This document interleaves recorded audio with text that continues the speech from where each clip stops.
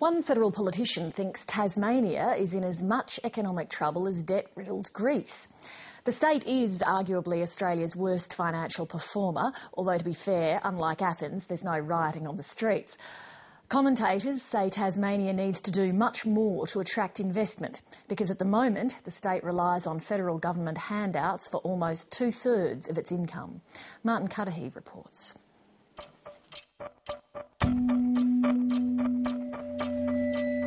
You don't have to look far to see signs of a stagnating economy in Tasmania. Warehouses lie abandoned, perhaps evidence of the private sector's reluctance to do business in the island state. Unemployment is at 5.7%, almost a full percentage point more than the national average. It was comments from Western Australian Premier Colin Barnett that threw the spotlight on Tasmania's plight. Tasmania's become Australia's national park. If they continue to reject any sort of development, well, what right is there to simply take the spoils of hard work in other states? Fellow Western Australian Liberal and federal backbencher Don Randall has now gone a step further. Greece is the basket case of Europe. I suspect Tasmania is sort of our basket in this neck of the woods. That label, Tasmania as the Greece of Australia, doesn't sit comfortably with you then? Well, I don't think it's true. Initially, it looked like the global financial crisis had passed by Tasmania, but now it's caught up and the effects linger. So while the boom states of Queensland and Western Australia rumble back into life, it's the slow lane for the island state. We are in danger of ending up in some form of crisis here in Tasmania, and it's our duty to ensure that we avoid that at all costs. The economic woes of Tasmania are to a large degree self-inflicted, according to Don Randall. He believes the state relies on federal funding too much. For every dollar Tasmania pays the Commonwealth, it gets $1.60 in return. In a perverse sort of way, it's rewarding bad behaviour, bad economic behaviour. 60% of Tasmania's income is actually Commonwealth revenue. Do you think that's good enough? Well, it's what it is, basically, here in Tasmania. We are a small economy. We're 500,000 people. We do rely largely on GST receipts, more than the larger states. The facts and figures show Tasmania's economy is in real trouble. Retail sales have fallen in 4 of the last 5 quarters. Construction is slowing and the influx of tourism dollars is drying up.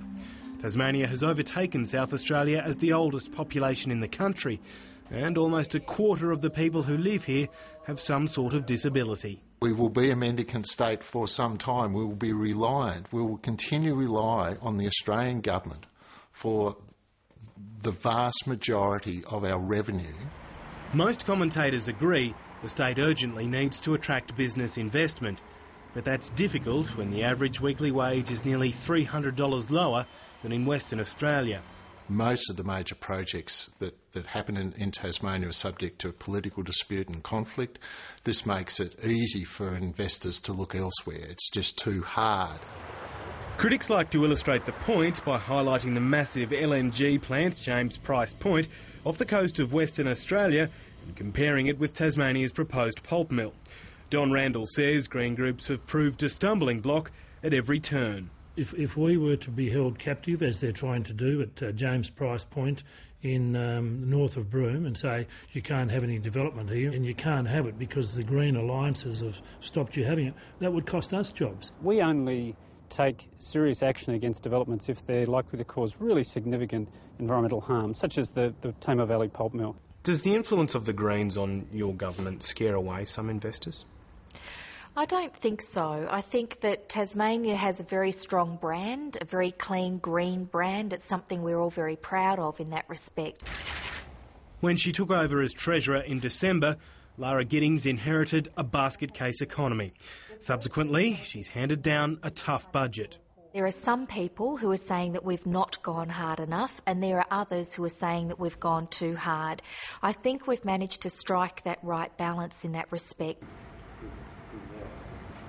$1.4 billion worth of savings need to be found and 1,700 public sector jobs have to go.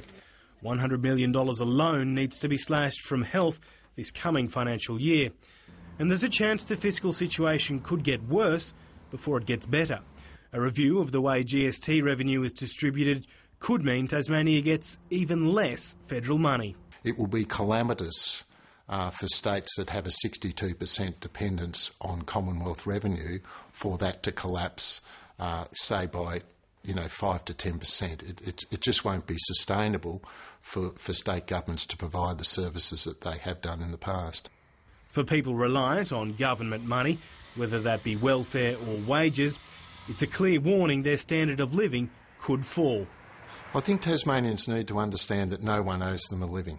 The global economy doesn't owe them a living, the Australian national government doesn't owe them a living, and the state government doesn't owe them a living. We are going to be financially responsible. We're not going to drive this state back into debt, because with that, confidence goes, jobs are lost, people end up leaving the state, we end up seeing private investment crash.